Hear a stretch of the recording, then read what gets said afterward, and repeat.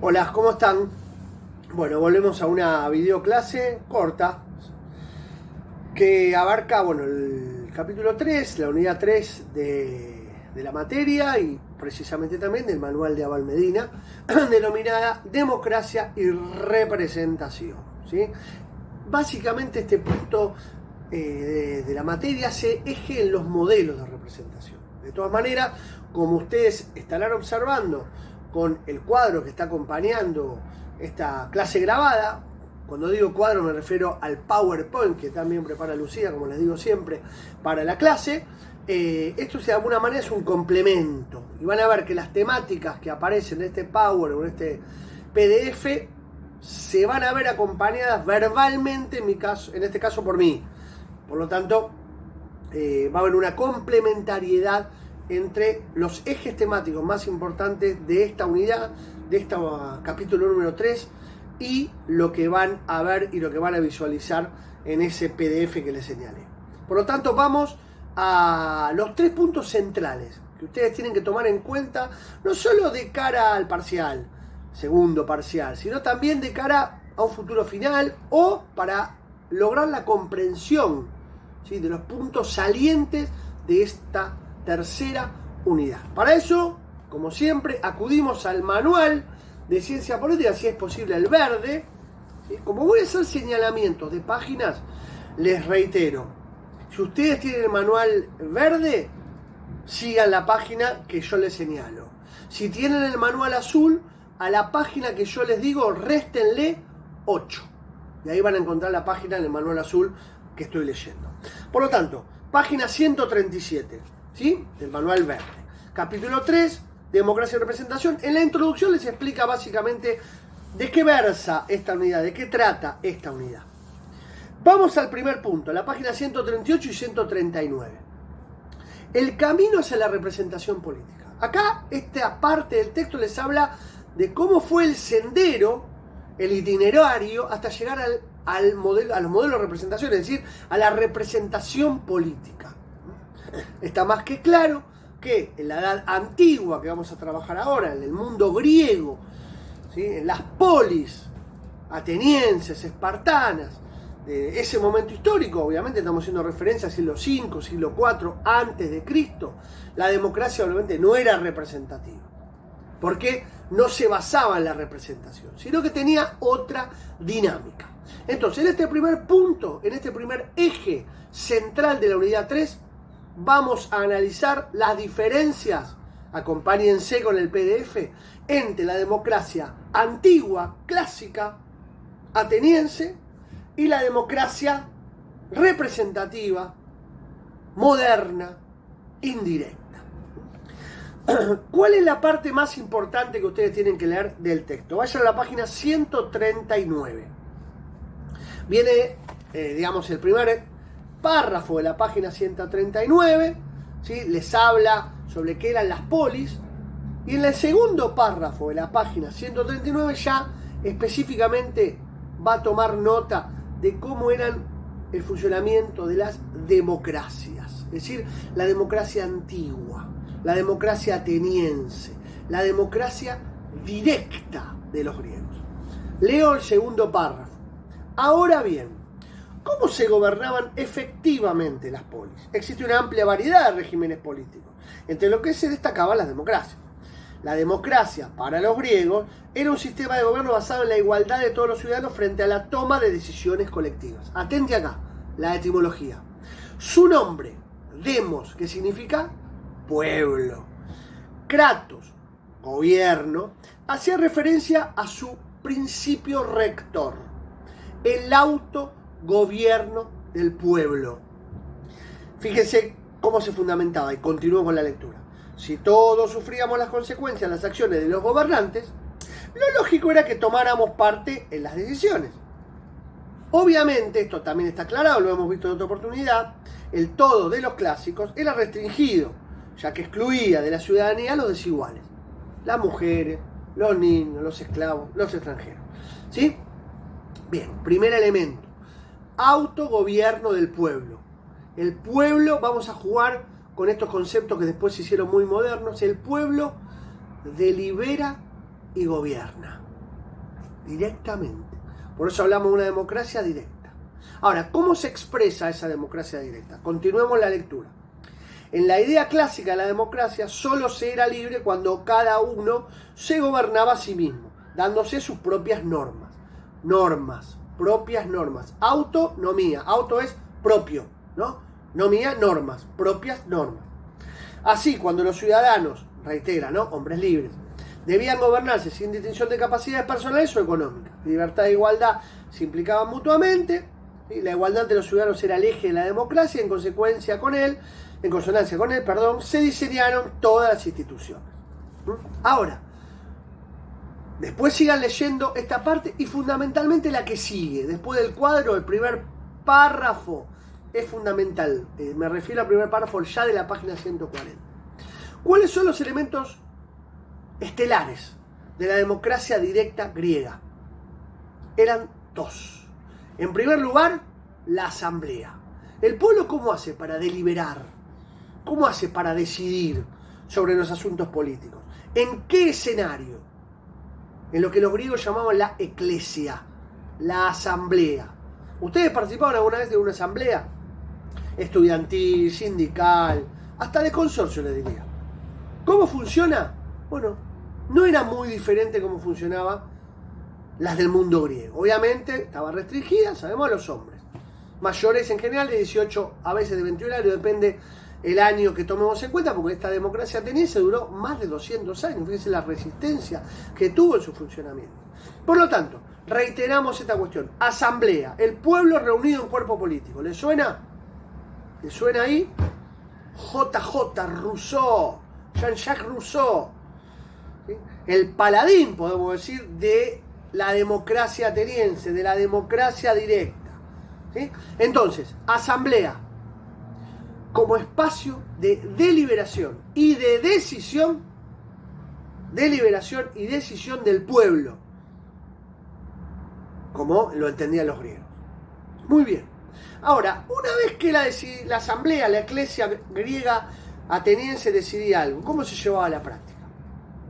¿Quiénes eran los que cotidianamente debían llevar a la práctica lo decidido por la asamblea? La asamblea griega podía reunirse en el máximo esplendor 40 veces por año. Un poquito, casi 2 por mes. O sea, no se reunía cotidianamente. A veces se reunía 4 o 5 veces. No era tan necesario. Dejaban las líneas directrices y después había un grupo de personas, lo que podríamos llamar gobierno ahora. Aunque el gobierno verdadero, ¿quién era? La asamblea, lógicamente, que eran los decisores. Pero había un grupo de personas, como suele pasar, pensé en una asamblea estudiantil. Están debatiendo, bueno, la verdad necesitamos reformular tal plan de estudio. Bueno, deciden por asamblea, votan, hay que hacer tal cosa, mayoría, perfecto. ¿Quién lleva a la práctica eso? Porque hay que parlamentar, por ejemplo, con el rector, o hay que parlamentar con el director de la escuela. Bueno, ¿cómo se hace? Se manda un grupo de personas, siempre más reducida. En general en las asambleas de hoy se las selecciona a las personas que tienen que ir a hablar por, no sé, mejor labia, como se diría, el que tiene más experiencia. Bueno, ¿cómo se hace en el mundo griego? ¿Cuál es el elemento clásico para seleccionar a las personas que, repito, debían llevar adelante lo decidido por la asamblea? Se elegía por sorteo. Podía ser cualquiera. Por sorteo. Duraban un año en sus funciones. Al siguiente año se volvía a sortear. Se corrían los que ya habían sido el año anterior y se volvía a acudir al sorteo para esa selección. Entonces, asamblea y sorteo. Clásica forma de funcionamiento de la democracia antigua. Digamos algo de la democracia actual, moderna, representativa. ¿Tiene algo de esto? La asamblea. ¿Está el pueblo reunido en cuerpo político? A ver, Argentina tiene 45 millones de habitantes, votan alrededor de 28 millones. ¿Hay 28 millones reunidos en una asamblea? No. ¿Se elige el sorteo como forma de selección? Tampoco. ¿Cuáles son los elementos clásicos de la democracia representativa? Que lo digo de corrido, lo vamos a trabajar ahora en breve, bastante. Son 3. La representación, Recuerden la Constitución argentina y muchas constituciones de representativas, de democracias liberales actuales. El pueblo no delibera ni gobierna, sino que lo hace por intermedio de sus representantes. Si hubiese habido una constitución de esas características en el mundo griego, se diría: el pueblo delibera y gobierna. No existen representantes. La democracia representativa, que dice: el pueblo no delibera ni gobierna, sino por intermedio de sus representantes. Representación, primer elemento. Segundo elemento, las elecciones. No hay sorteo. El pueblo es el que escoge a sus representantes públicos. La sociedad, en general mayores de 18 años, mediante diferentes sistemas electorales, tema que vamos a tratar en 2 clases, elige, selecciona a sus representantes. O sea, elección. Segundo elemento. Y tercer elemento, partidos políticos.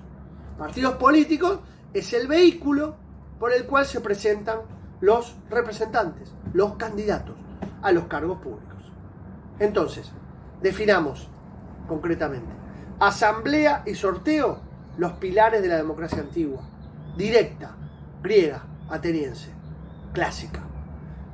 Representación, elecciones y partidos políticos, elementos característicos de la democracia representativa, moderna, indirecta. Recordemos, siglos 6, 5 y 4 a.C., siglo XIX, XX y XXI para la democracia representativa. Segundo elemento, este es el primero, ¿no?, que ustedes tienen que tomar en cuenta: la idea de representación. Les subrayo 3 o 4 elementos que son característicos de la representación política. Primer elemento, página 142, Hobbes y la modernidad. Cuarto párrafo. Por su parte, Thomas Hobbes propuso un concepto que hizo historia: la representación política individual. Hobbes se convirtió en el único gran teórico de la política que ofreció un completo y sistemático desarrollo de su significado en el capítulo 16 de su libro Leviatán, que nosotros hemos trabajado, ¿sí?, desde la legitimación del Estado absoluto. Sigo. Tomada de diversos contextos de sentido, la noción de representación política consiste, acá viene lo más importante, en que alguien puede hacer a otro presente en un lugar, el escenario, el gobierno, en el que éste no está. Alguien lo vuelve a representar en su persona. Clave. Así se inicia, teóricamente, la legitimación, si se quiere, para llamarlo de alguna manera, la representación política. Damos una vuelta de página. Vamos a la página 144. Segundo elemento, estamos, ¿no? Segundo eje del capítulo, que lo van a tener en, si quieren, ya se lo digo, en la página número 2, ¿no?, del PDF que les preparó Lucía, donde habla de representación por delegación y por responsabilidad. A ver, representación, definido así: hacer presente en un lugar a alguien que no está. Puede ser en un teatro, la representación de un actor; un futbolista, deportista, que se ve representado por un manager o por su representante, como su nombre lo indica, que lo hace presente en un lugar que no está, en la negociación de su contrato; o en el caso más clásico de la representación, podemos decir, del mundo del derecho, de la abogacía. Sé que muchos del otro lado y muchas están seguramente siguiendo esa carrera. Y la representación política. Estos dos, la representación que forma parte del derecho y la representación que forma parte de la política, es lo que ustedes están leyendo en el PDF: representación por delegación y representación por responsabilidad. Estamos en la página 144 del verde. Tercer párrafo. Asimismo, es posible distinguir entre representación como delegación y representación como responsabilidad. La primera acepción se deriva del derecho privado romano y se refiere a la idea de un embajador o un abogado que asume la representación de un individuo para defenderlo frente a una corte. La segunda, en cambio, se refiere a los términos de responsabilidad de los representantes de responder a su representado. Ya explico. Estos dos tipos de representación aluden a dos formas de relación entre representantes y representados: forma de mandato imperativo, la forma de independencia. Después ustedes sigan leyendo. Lo aclaro. Representación por delegación. Primer elemento. El representante es un mero delegado de su representado. Si su representado le dice hace A, tiene que hacer A. Es más, si hace B lo echan. Porque hay un mandato imperativo, hay una orden. Vos hacé tal cosa, yo después veo. El que defino soy yo, el representado. Y si no me gusta lo que haces, te echo y pongo a otro. Ese es la relación que se despliega en el ámbito del derecho, de lo jurídico. Yo tengo un abogado, obviamente el abogado me capacita, me dice, mirá, están estas posibilidades, están las otras, vos, yo creo que te conviene esto, pero bueno, el que último decide sos vos. Y reside el representado. Esto pasa en el ámbito del derecho. ¿Es igual en el ámbito de lo político? Viene, por ejemplo, nosotros los representados, el pueblo, le decimos al político, che, yo te dije que hagas tal, te voté por tal motivo, ahora no, te voy a echar. Vos dijiste tal cosa y no me estás cumpliendo y no quiero que seas más mi representante, renuncié a la banca. Obviamente eso no pasa. ¿Por qué? Porque no es un mero delegado. Porque no se basa ese lazo representativo en el mandato imperativo, sino que se basa en dos palabras claves, como las que vimos en el texto: responsabilidad e independencia. Eso es la representación política. ¿Qué significa? Responsabilidad e independencia. Responsabilidad, ¿qué es? Que, ejemplo, yo representante debo ser responsable ante ustedes, ejemplo, ¿no? Representados. ¿En qué sentido? En que yo voy a hacer todo lo posible para que ustedes estén bien. Vamos a decirlo mejor. Yo voy a ser responsable de hacer, valga la redundancia, lo que considere que es lo mejor para los representados. En el ejemplo, para ustedes. ¿Y quién sabe qué es lo mejor? Yo. ¿Por qué? Porque tengo la expertise. Porque tengo el conocimiento. Porque soy el diputado, que sé lo que es mejor para ustedes. Y eso, responsabilidad, viene en el mismo combo con independencia. ¿Por qué independencia? Porque para saber qué es lo mejor para ustedes representados, yo como representante debo ser independiente de su opinión. Alguna vez puedo acordar en su opinión, pero otras veces no. Y las veces que no, lo estoy haciendo por el bien del pueblo. Como dicen los políticos, yo sé que esta decisión es dura, pero es por el bien del país. Eso es responsabilidad e independencia. ¿Se puede echar un político? No. ¿Quién echa a los políticos? Los políticos. Juicio político puede ser. Lo pueden sacar de la Cámara de Diputados, de senadores, no aprobar el diploma. Pero no hay mandato imperativo. Salvo algunas constituciones que lo prevén para su presidente, caso Venezuela, caso Bolivia, inclusive la ciudad de Buenos Aires con el jefe de gobierno, no existe el mandato imperativo.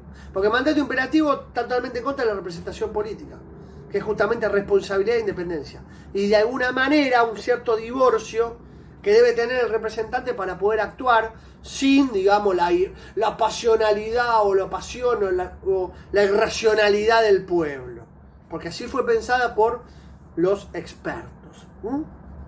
Entonces, la democracia representativa va a ser definida según cota. Ustedes incluso lo deben tener ahí definido en el Power. Dice, página 145, abajo de todo.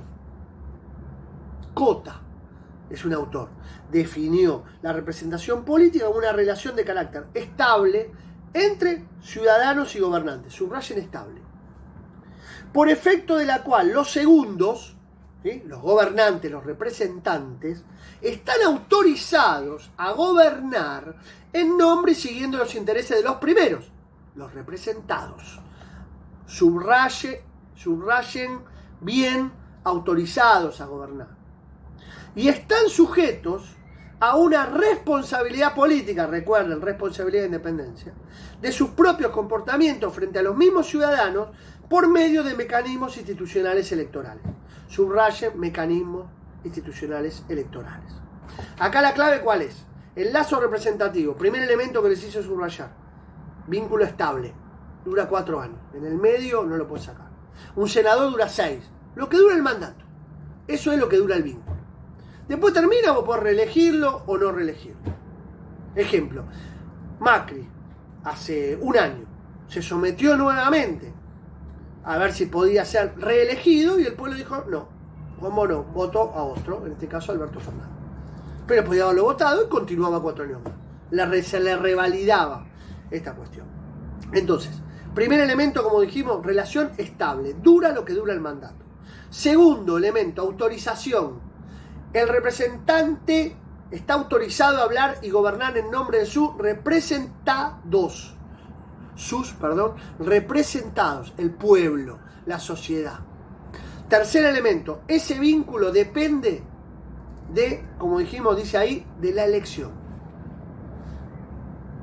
Ese vínculo se basa en la elección, tanto para ungirlo como representarle, para designarlo representante, como para que éste deje de serlo. Te voto y te vuelvo a votar, te reelegí. Te voto, no te vuelvo a votar, no te revalido. Bien, eso es la democracia representativa. Después lean la página 146, 147, el resto de las páginas. Yo lo que no leo, no puedo leer en media hora todo, lógicamente, pero sí los elementos más importantes para que ustedes tengan en cuenta estas cuestiones. Vamos a la página 149. Los modelos de representación política, el punto más importante, ¿sí? Pero necesitamos explicar lo anterior, si no, no se entiende mucho, ¿sí? Modelo de representación política, página 149, miren el título, ¿qué dice? Partidos y elecciones. Subrayen las tres palabras claves. Representación política, primera palabra clave. Partidos y elecciones. Si rebobinan el video se van a dar cuenta que yo que les dije. ¿Cuáles son los tres elementos que caracterizan la democracia moderna? La democracia indirecta, representativa. Representación, elección, partidos políticos. Recuerden que lo indirecto es porque el pueblo no delibera ni gobierna, sino por intermedio, indirectamente, de su representante. ¿Está claro? Bien, en este punto lo importante, la página 150, es dar cuenta de los partidos políticos. ¿Por qué el partido político puede ser aceptado? Bueno, en el mundo antiguo, en el mundo medieval, hubiese sido considerado una aberración el partido político, porque era una parte sediciosa, que dividía. Bueno, en la modernidad se acepta que hay partidos. ¿Por qué? Porque hay proyectos diferentes, porque hay ideas diferentes, porque hay ideologías diferentes.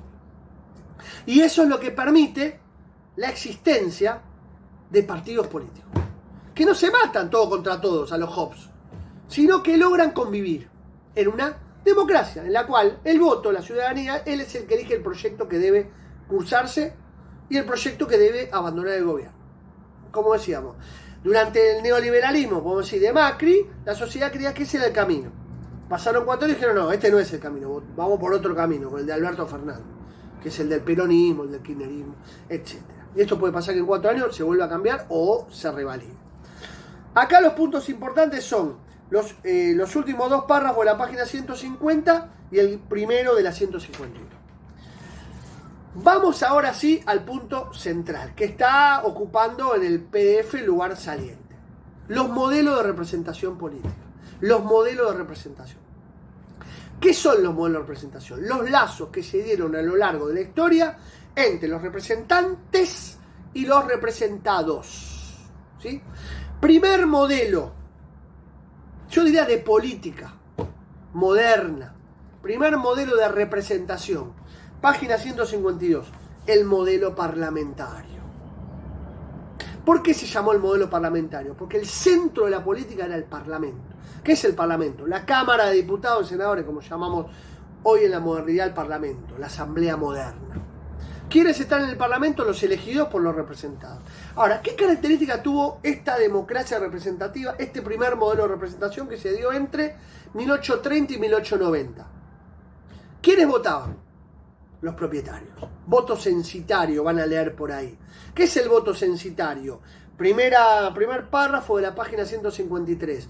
El voto censitario es que el censo determinaba quién tenía derecho a votar y quién no.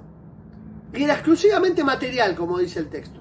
Solo podían votar los propietarios, que eran un grupo reducido. Por eso hablamos de un cuerpo electoral, gente que vota y puede ser votada, reducida y homogénea. Reducida, ¿por qué? Porque eran muy pocos. Homogénea, ¿por qué? Homogénea, semejante, ¿por qué? Porque representaban a la misma clase, los propietarios, los ricos, los notables. Van a ver que en algún momento del texto aparece como la idea de notables, ¿sí? Entonces, ¿qué tipo de representación era? Muy directa. inmediata entre representantes y representados que pertenecían a una misma clase social, pertenecían al mismo mundo de creencias, de cultura, económico, político, la misma sociedad. Era como, fantasiemos, ¿no? Como que votaran los hombres y mujeres hoy de que viven en los country, en los lugares cerrados. Entonces, todos se conocen entre sí, todos saben quién es cada uno. Bueno, ese era el mundo del modelo parlamentario. Votaban pocos y eran de la misma clase social. Entonces la representación, el lazo representativo era individual directo. Esto lo dice la página 154. Explica bien la representación individual. Votantes y votados que compartían los mismos intereses. Una democracia muy chiquitita. ¿Cuándo culmina este primer modelo? Cuando se amplía el cuerpo electoral. Cuando empiezan a votar no los hombres propietarios. Primero todos los hombres. Sin distinción de propiedad. O sea, imagínense, de un cuerpo electoral chiquitito a un cuerpo electoral inmenso. Para decirlo, de 10.000 personas votantes a 10 millones. Cambió todo. Además de incorporarse todos los hombres, más tarde en todos los países se incorporan todas las mujeres. Con lo cual el cuerpo electoral se hace heterogéneo y amplio, muy grande. Y ahí los candidatos que antes, que cuando era el cuerpo electoral chiquitito, se conocían con todo, hacían campaña prácticamente yendo de una casa a la otra, de sus vecinos, porque vivían inclusive próximos. Bueno, con esta explosión en términos de ampliación del sufragio, claramente se hace necesario un vehículo intermediario, que existía en el modelo anterior, pero no era tan importante como eran los partidos políticos. No se puede entender el modelo de masas, página 154, de 1910 a 1970, sin incorporar al análisis al partido político. Porque el partido político, que hacía, estructuraba la vida de los individuos. En un contexto 1910-1970, ¿no?, del estado keynesiano de bienestar, el partido político era el que de alguna manera le estructuraba la vida al afiliado, al militante y a las personas. Ideología latente, presente, una vida interna partidaria espesa, notable, fuerte, locales partidarios por todos lados, prensa partidaria, un partido político que a sus afiliados le garantizaba asistencia médica, alimentaria, incluso muchas veces la sala de maternidad o las escuelas o los jardines de infantes pertenecían al propio partido. Recuerden que en Europa la afiliación era paga, es monetaria. Entonces estamos hablando de un contexto en que se inscribe este partido político que claramente es, digamos, de una densidad impresionante. Bien, seguimos. Este es el segundo modelo. Lo van a ver incluso cuando vean el PDF. En el PDF está bastante claro. Acá hay un montón de elementos. ¿Cómo se llamó el partido? Burocrático, de masas o de integración. Porque era un partido, vuelvo a repetir, de la cuna hasta la tumba, ¿no? Porque garantizaba toda tu vida prácticamente. El afiliado votaba, no importaba la lista, con quién la integraba, votaba con el corazón. La lista tenía un cartel grande donde era el partido político para que nadie se confunda a quién votar. Una vida interna, vuelvo a repetir, muy espesa, muy fuerte. Y es lo que de alguna manera ayuda a entender este modelo de masa, que seguramente debe ser muy ajeno a ustedes, porque hablamos de partidos políticos con una trascendencia y con una importancia realmente notable. Bueno, pasamos al modelo electoral. Último modelo, 1980 hasta la actualidad, es el modelo de hoy. Si el modelo anterior se caracterizaba por los partidos políticos claros, ¿no? ¿Qué partido político es el modelo de masa? Los socialistas, los comunistas, el socialdemócrata, el demócrata cristiano. Cada partido defendía una ideología. Cada partido defendía a un grupo social determinado. Las clases medias, los socialdemócratas, las clases bajas o populares o la clase obrera, socialista y el comunista, los demócratas cristianos, los confesional, los conservadores, los sectores más de derecha, si quieren más clases medias altas, grupos altos, pero cada partido tenía claramente la ideología latente, a la vista, mostrándosela a todo el electorado, sin importar el voto, tanto de si agarro el voto de tal, del otro, no importa, lo importante era que me vote mi clase social. Por eso esta representación se llamó representación por intereses sociales. ¿Cuándo cambia todo esto? Ustedes ya se dan cuenta que el mundo de hoy, de representación de hoy, es totalmente diferente al que estamos hablando. El modelo electoral, como su nombre lo indica, ¿sí? Si el modelo parlamentario, el primero que vimos, el parlamentario, el parlamento en lo central, si el modelo de masas, por lo masivo del partido, por lo participativo en lo central, el modelo electoral que muestra que lo que importa es el momento electoral, el momento de las elecciones.